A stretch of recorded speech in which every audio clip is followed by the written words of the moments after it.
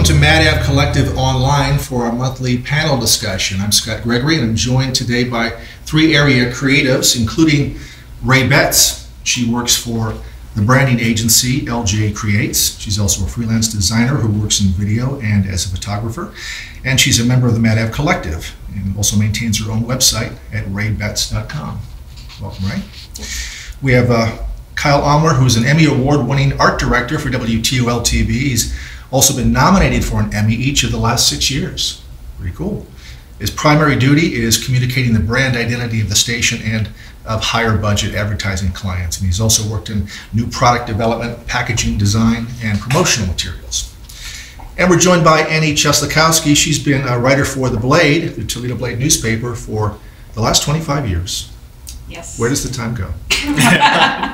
Annie has created ad copy for clients. She writes print and broadcast content to promote the paper, and she now works on the marketing of special events. Her work has earned Addy Awards and the Best of Show Award at the International Newspaper Marketing Awards. And here's what I find most interesting. She's had a crush on John White Walton since age 9. Is that true? At the age of 9, I did, but not anymore. All right, well, thank you all for joining us. Kyle, I want to start with you. During Shop Talk last month, Bill Sattler, who's the president of Madhouse Creative, I believe you're friends, he talked about finding the balance between fulfilling your creative vision and serving the needs of the client. Yeah, Bill and Madhouse, I'm telling you, they're doing it right.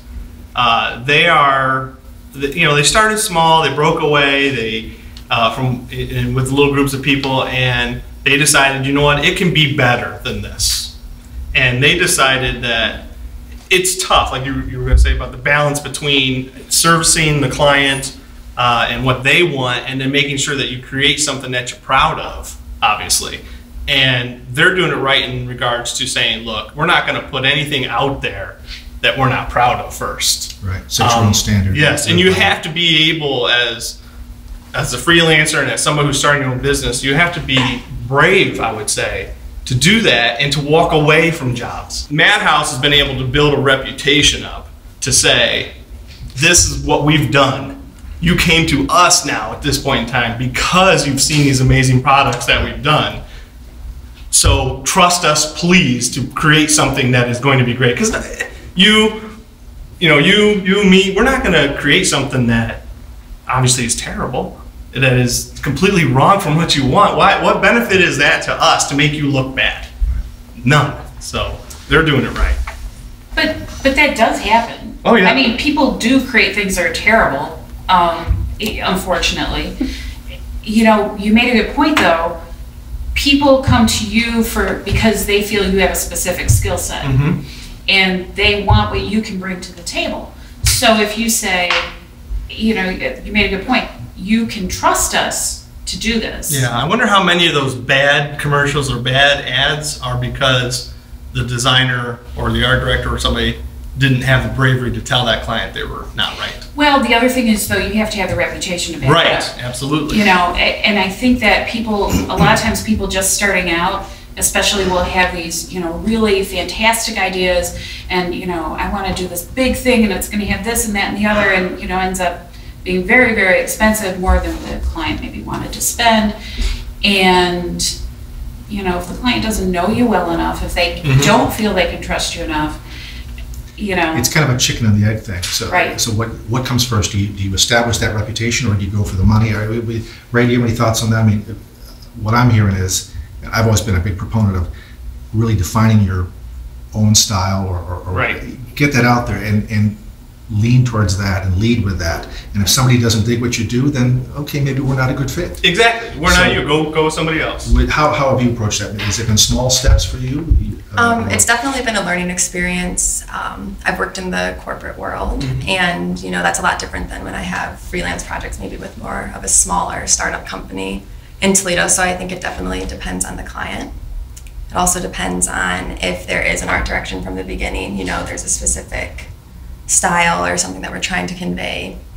And other times you have more creative freedom, and maybe the client says, I don't care, I like your style, please just do what you think, I trust you. So it's a struggle for sure, and I think it depends a lot on the project. In those situations where the inspiration doesn't come naturally, or perhaps you don't know a lot about the client. How do you get inspired for a job like that? What do you do to kind of crank it up and provide your best work for the client? I definitely do a lot of research, whether it's reading about the client or looking at other types of projects that have been done, design-wise, video, web, seeing what has been done and try to do something maybe that hasn't been done and that would reflect the company really well. In a television and a radio situation, oftentimes you're kind of handed things as part of a team. So how do you do? You've maybe not had that personal connection with a client. You haven't been on any discovery meetings. I hate that. So I absolutely hate it when that happens. First of all, I mean, that's just when the salesperson goes out, sells this concept, does something, and brings it to you, and then you have to polish that idea that they brought to the table. That is really rough. I would prefer never to do that. So what advice can you give to a one-man shop or two-man shop, somebody just starting out and need to pitch in? What can you say to, because you're in the same kind of situation, here's the gig, get it done by Tuesday, and and that happens a lot. Maybe I take kind of a little different tack on some of these things. A lot of times I'll look up award-winning advertising, people that are really cutting edge, people that I really admire, and I'll go and I'll look at things that they've done and try to borrow their voice. And sometimes just kind of getting outside of what the salesperson says or what's in your own head kind of really helps inspire things. But you're absolutely right. I mean, you have to research first. And a lot of times, for me, it's just calling them up and saying, okay, so I see that you're very similar to brand X. Now tell me how you're different. Why would I go for you instead of brand X? It's great. And that is usually the one question that kind of draws them out enough so that I can get better ideas. That's a great idea. Yeah, because of exactly that. When say it's a salon again, why should I go to a salon? Well, why would you go to a salon? Right. Exactly. Why would I?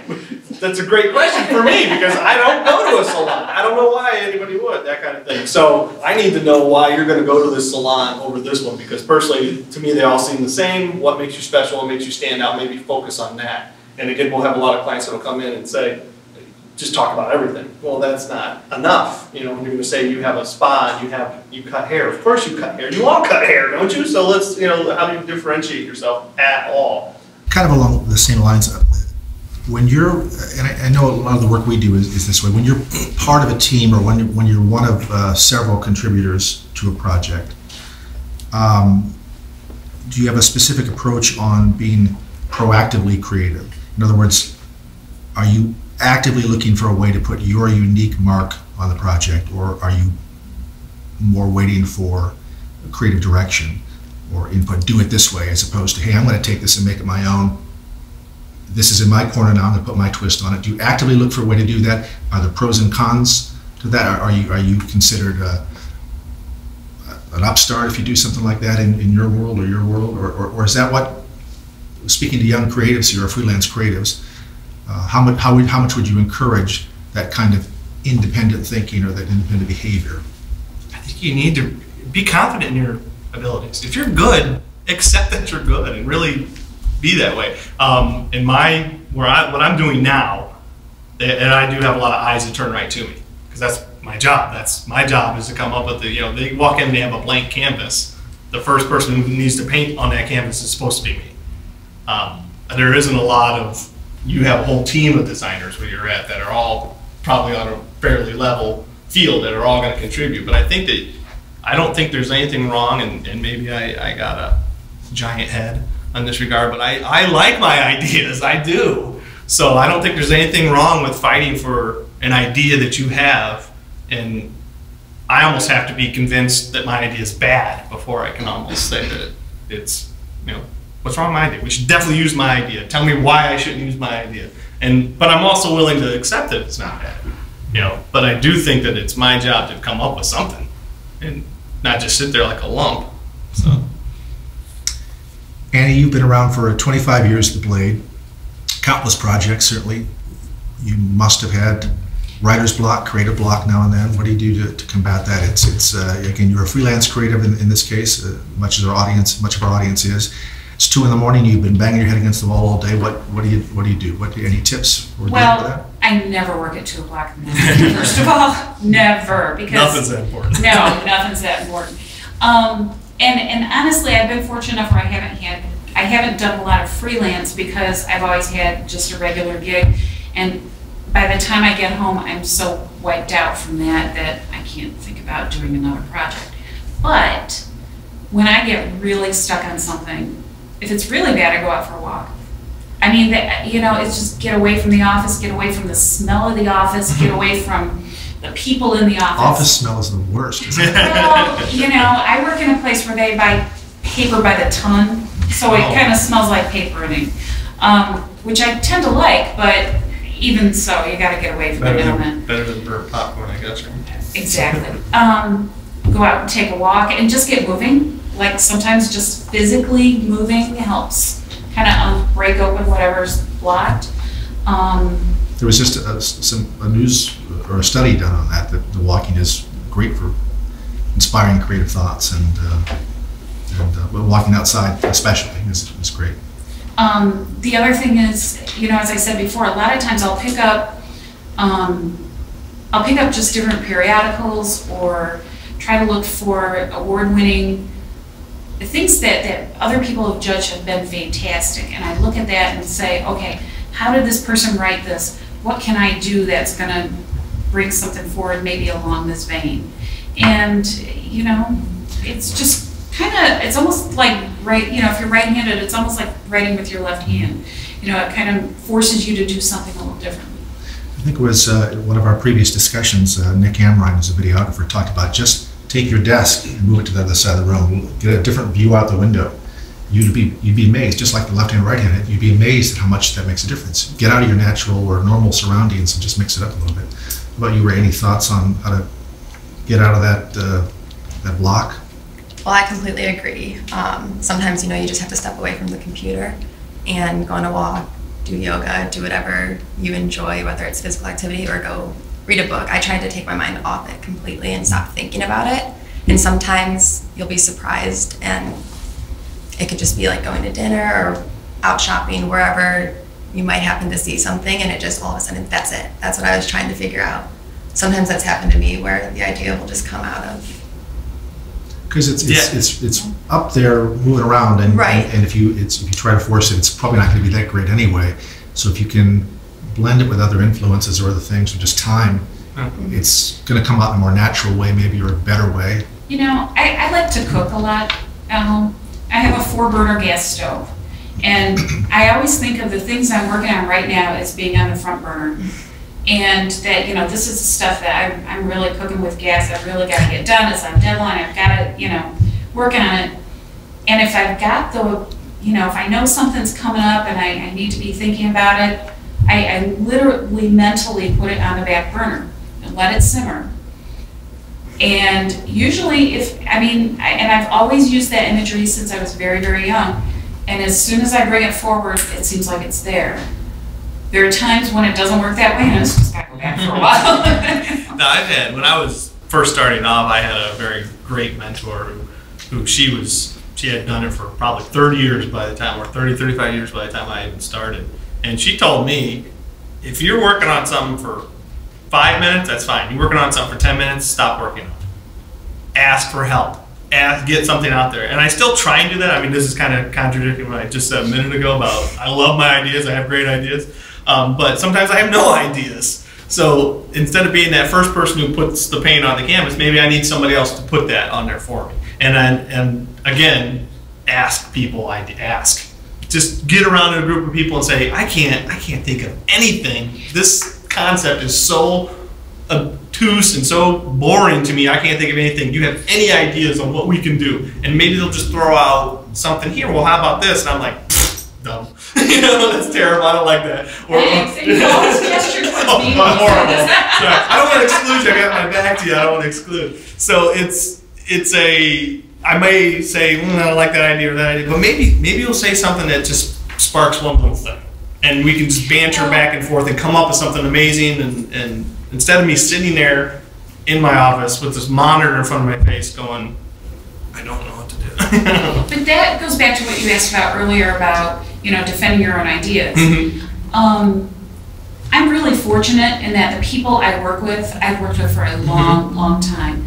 I mean, we almost have kind of a shorthand where, that's great. You're gonna handle the thing, yeah, okay, I'll do it, and then I'll do the other, and if anyone else walked in and heard us talking, they'd think that we were like crazy people because we don't ever finish a sentence. We don't have to because we've known each other long enough. The best work I've done is the work that has been collaborative. If you get the right people together who are willing to not take things so personally, or you can be really great. I have a designer I work with that he and I don't always agree on things. But we had a big project we had to do, and luckily we had a lot of time to do it. That's very unusual in newspapers, so we have daily deadlines. Yeah. But we had this huge project, and I had to wrap my head around this and talk about research. My God, it was huge. I mean, reams and reams. When the finished product was done, we had worked together so long on this and so closely. I looked at the designer and said, we might not always agree, but I almost feel like you reached into my brain and put this on the page. It looks exactly like I imagined. And that was the best feeling. I mean, did I have input on it? Absolutely. And made suggestions and that kind of thing.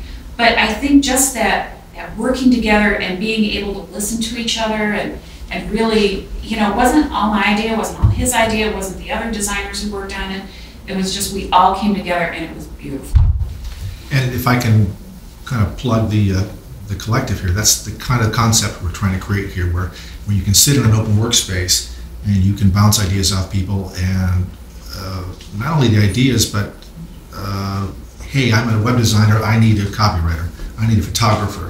So that's the whole concept behind the collective, is to put those creative people together and create work for yourself in a way, and create a more creative environment that's really collaborative. So great.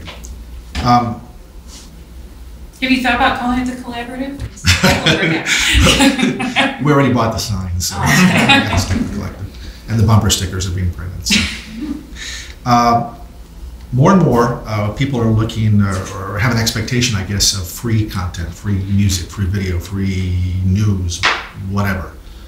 How do you know how much of your own work to give away? And maybe this is directed more at Ray as a freelancer. How much to give away, and is the work that you give away different than what you might do? The quality, the caliber of the work, is it? Do you approach it differently? That's a sticky subject for some folks, but I don't think it's going back the other way. We're not going to. It's the cat's out of the bag. We've got all this free stuff out there. So how do you wrestle with that as a creative who wants to lure business in, but still got to make a buck at the end of the day? Right. Well, you obviously can't do everything for free, but I actually look at it sometimes as a positive thing, adding a project to your portfolio that maybe the client says, I can't really pay for this, but you can have absolute creative freedom to do whatever you want. And sometimes I look at that as a good opportunity to maybe build my portfolio. I know, right, as a student and after graduating, when I was doing a lot of freelance work in the beginning, it's a great portfolio builder, but definitely I've learned over the last few years since I've graduated, definitely have to have a standard. And I think you should do your best work for free projects, definitely, because it can get you like another job. But I've learned that you can't do everything for free. That goes back to that creating your look and putting your look out there.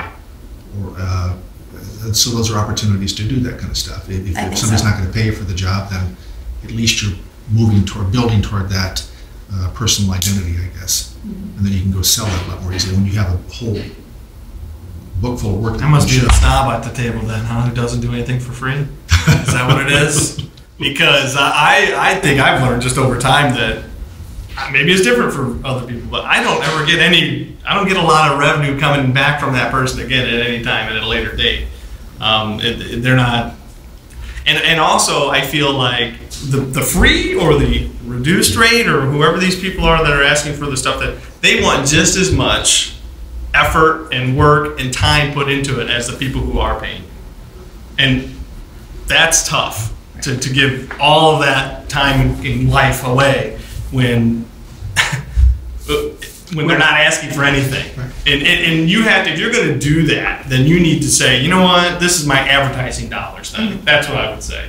And you just say, this is not me giving away my business, my work, my creative. And I think with what we do creatively, you're saying free content out there. I don't know how many free ideas. I don't know how many free ideas are out there. So, or free design work or stuff.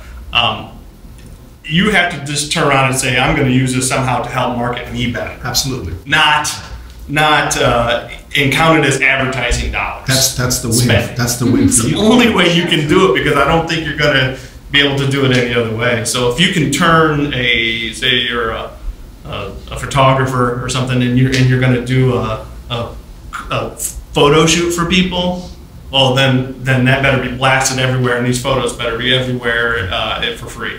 And it can't be just you're handing your photos over to this nice family because they were just a nice family. Right. But that's what that gives you the opportunity to do that, though. Yes, that's what you have to do. Right. I think you can't just say, here you go. So somewhere you have to draw that line and say, look, I'm not doing this anymore. But when you're young, just starting out, perhaps you have to almost take that opportunity or look for those opportunities to work. Oh, certainly. Hey, you know, and I guess it depends on, are they asking you or are you offering? Right. Right. You know, I do Good- a lot. good call I on do that. a lot for my church. Yes, You absolutely. know, and so Places don't have money like Exactly. the church, like community or a groups, nonprofit yes. or something like that. Of Or course, the certain nonprofits. Gotta watch the have nonprofits, pretty good exactly. budgets, so- Nonprofits got a nice staff they're paying sometimes. You have to Right, watch it. sometimes, but sometimes they don't. And so, Mm-hmm. you know, Or maybe you pursue the work that you want to do. Yes, So that's another good thing. Business ABC, I really would love to work with you. I don't see you doing the kind of stuff I like, so Yes. can I introduce you to my work and my That's style? another great And idea. there's an end that could prove very valuable. So I would say seek out those opportunities. Yeah, don't just get it for the money, for sure. You don't want to just get jobs and you know, $100 here and $100 there. And I like your approach a lot. Get the jobs you want to do. Maybe that'll lead to more jobs that you look like doing. Right. You're doing them for free. And I had this concept probably 30 years ago, the idea of just doing an agency where I want to do what I want to do. And if you like what I do, you like the vibe of what I'm doing here, then let's work together. I'm not going to spend my free time or my off hours doing stuff that I don't want to do just for the money, because it's just not worth it. Right. I want to be creatively fulfilled. I want to have joy at the end of the day working on these things. So I'm going to have fun doing this, and I'm going to be proud of the work that I do. So that's my agency concept, or my freelance concept. That's how my personal website is. I want, here's what I do. If you dig it, let's go. I think it's a great idea. yeah, absolutely. Great philosophy. If you don't like what you're doing, it's going to be a real rough life, I think. So we're all going to have to do something we don't like, obviously, but try and do it as little as possible. You know, if at the end of the week you can say, you know, out of Monday through Friday, 20% of my work week felt like work. You know, Monday felt like work. But, you know, Tuesday, Wednesday, Thursday, Friday, you know, I really don't mind going in. Would I rather stay home, sitting in my pajamas, watching TV? If Sure. somebody sent you whatever. checks, absolutely. And somebody sent me checks? Sure. But, you know, I have to say I've been really, really fortunate that most of the time my work never feels like work. I am as well. We get That's the goal. a nice vibe as far as being in the creative environment. You get to do fun things. I tell people what I do, and they're like, "Oh, what do you do for a living?" I say, "I make commercials." And they're like, "Oh, that must be really fun." And I say, "It is fun, but they still have to pay me every day to show up."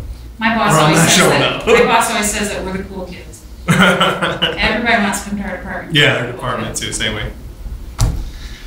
How do you, how do other creative elements, music, photographs, video, other elements that maybe are out of your control or that you didn't produce, how do those inspire your work? How do you work those things into your work?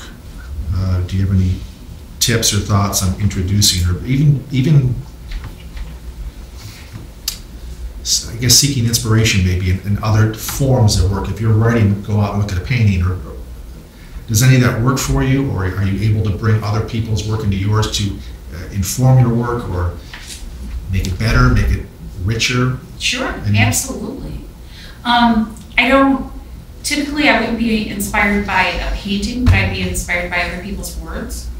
Very early in my career, I worked for a newspaper in Virginia, and there was a furniture store, and they had commercials on all the time. I mean, they just saturated the market.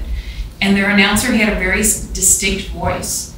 And a lot of times if I was writing something, I thought, well, how would this guy say it? And I would start writing that way. And, you know, and in my head, I'm reading it as if it were him. And a lot of times it kind of upgraded my own copy because I liked the way he talked. It sounds silly, but whether it's a cadence or an accent exactly. or Right. how an expression he uses or whatever, absolutely. Mm-hmm. Yeah. I think I'm a fairly competitive guy when it comes to this kind of stuff, and I see these other people doing these great things out there, and I want to know how they did it, how they do it. I might break it down, try to figure out, well, how did they do that amazing effect? I want to, so I'll be a dork and go online and look up tutorials and try and find out, well, how did they do that thing? And if they weren't out there making these great pieces of work, then I would just assume that all my stuff is as good as it can get. And that's not the case, obviously. So I would just keep pushing and pushing and pushing. And it doesn't have to be something I can even do. I have an appreciation for these people who can do these amazing things. It raises the bar. Absolutely. It's like, look at this, are you kidding me? This person can actually do this. What am I doing again? I better get better at whatever I'm doing because everybody else is going to pass me if I don't get better. Because we're all competing for attention and dollars and everything else. So if you stay here, the guy you're talking about may not do what you do, right? But his He'll contribution to that has contributed to a better product. Right. It's going to pass yours by. So right. Continue to grow. We talk about that a lot too. You can emulate this work, but you don't have the budget, you don't have the right. crew or whatever else, and then you just got to go back to the drawing board maybe and take a slightly different approach. I know I've talked to your guys about that, about how can we look at this project differently from the very beginning, because we don't have $1 million for this. Let's from the very concept, let's look at this differently and approach it differently, where we don't have to spend the money, a lot of money. And as a freelancer, you need to be completely upfront, completely honest. And again, it doesn't have to be just a freelancer. I would love to do that more where I'm at. Just sometimes I get into the game too late when it comes to, we've already sold them on this idea and that's it. But if you are completely honest with them and say, look, I'm sorry, I'm not Lucasfilms, I can't do this. Okay, but I can do this. This is a great thing I can do. Or constantly feedback with them. If you're having problems on something and they're not in the loop on it, they just assume obviously bad things. So you better at least keep them informed of everything that's going on, and more. I guess manage the expectations. Just say, look, this is what I can do. Are you cool with that? If you're cool with that, then I'm your man. Very important to keep the communication two-way and throughout the entire process, and as you said, manage expectations. How about you, Ray? Any way specifically that you're influenced or that you incorporate other elements in your work, whether it's, I mean, as a designer, as a video person, photographer, are you actively looking for those types of things or those inspirations throughout your day or specific projects? Or? I'm definitely inspired by, like, I'll go on Vimeo a lot and watch movies or animations and seeing what people do, because I think everything these days has some type of design element in it, or typography, and especially animations. I mean, the basic component is illustrations and graphic design. So it's really inspiring to see how they can make these things move from frame to frame, and also with videos and photography. I don't know, it really helps me challenge myself and see how things are being done differently. And maybe this doesn't apply to you guys as much, but certainly you were at one time looking for jobs, so the question is about marketing yourself for our freelance audience. How do you do it best? Can you share any tips on marketing yourself? Obviously, we have a lot more avenues these days than we did certainly when I was coming up, but I used to create cassette tapes and send them out in a box, and pretty dinosaur-like these days. So has anything worked particularly well for you, whether it's online, or do you take a direct mail approach? What's anything particularly Word effective? of mouth is always good. Absolutely. You know, and getting back to what I said at the very beginning, be really good at what you do. Because, you know, if you expect excellence of yourself, and, you know, if I create copy that it just is total crap, you know, on a regular basis, nobody's going to want my work, including my employer. And, you know, I'll be shown the door eventually. So be really, really good at what you do. Make sure that if you're a writer that you're using correct grammar and punctuation and everything else. And I know. That's why I have copywriters, because I'm not going to do that part. Honestly, you know what? So if you got to be the grammar Nazi, then you got to be the grammar Nazi. But that's who you are. Do it right. And that's your job. You wouldn't hire a piano player who doesn't know the notes. Mm-hmm. So at least get the basics of your craft correct. And at that point, once you really know your stuff, even if nobody knows who you are, you're a rock star. If you're really, really good, and word will get out. Make sure that you network and you know people, you talk to people, and be willing to work collaboratively so that people want to work with you. Be available. Be available. Let people know that you are willing to do stuff. And keep your word too. Yes, that's always a great idea. Show up when you're supposed to. Yeah. All those things that your mom told you when you were a little kid. Mm-hmm. Yeah, do those. Yeah. Show up. Be correct. Be polite. Do your work, the right way, and all those good things. Yes, do your homework. Do your research. And how many times does it come up in just general conversation? Hey, what do you do for a living? All the time. Doesn't it? What do you do? We're Americans. That's how we define ourselves. What do you do for a living? Oh, I do this. Oh, really? And when I say what I do, it's always like, oh, hey, do you do this? Would you make logos? Yes, I do. I can make logos. Yes. And I could just say, no, I don't do any of that stuff anymore. But if you are interested in doing that and you really want to do it, then obviously you want to make sure people know. Yeah, hey, you need I can do that for you. Let's call me sometime. Here's my card. If I was 20 still and wanted the business, I would have cards on me all the time and say boom, boom, boom, boom, boom, and just let people know you are willing and able to do these things. So the opportunities are everywhere as long as you choose to recognize them and don't be shy. Do not be shy about it. There's a lot of, I think, especially in the creative field, where there's a lot of reclusive people who want to just stay in a little office and turn off all the lights and work and make great product. But if you're going to try and attempt to be a freelancer and get out there, you better have a personality to go along with it, unless you have your own sales force all of a sudden. All right. Well, thank you all very much. I want to thank Kyle and Ray and Annie for being with us on this panel discussion. And I'd like to invite you to check out the Collective website at madavcollective.com. You're going to find news about future panel discussions and our monthly speaker series called Shop Talk. You'll also find information about all the benefits of becoming a collective member, and there are many, so please check it out. You'll also learn how to hire freelance talent if you're in the market. The address again is madavcollective.com. Thanks for joining us. See you next time.